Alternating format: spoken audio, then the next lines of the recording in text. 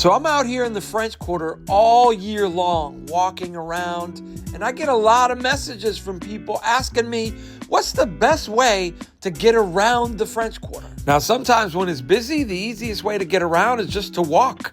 But sometimes I'll catch a ride with the Smurfs.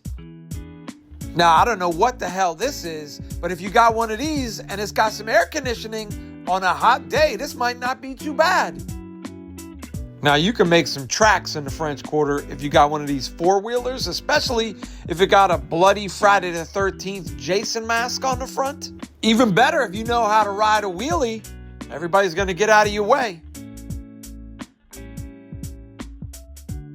Now, if you got one of these little kid Jeeps, it's pretty easy to weave in and out of traffic. And there's plenty of room if you want to take your macaws out for a ride.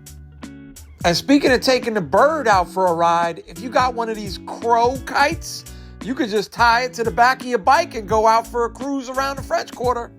But always remember, if you take your bike out, be careful where you lock it up because they'll strip it down. Sometimes they'll leave only the frame and the tires. Sometimes they'll just leave the wheel.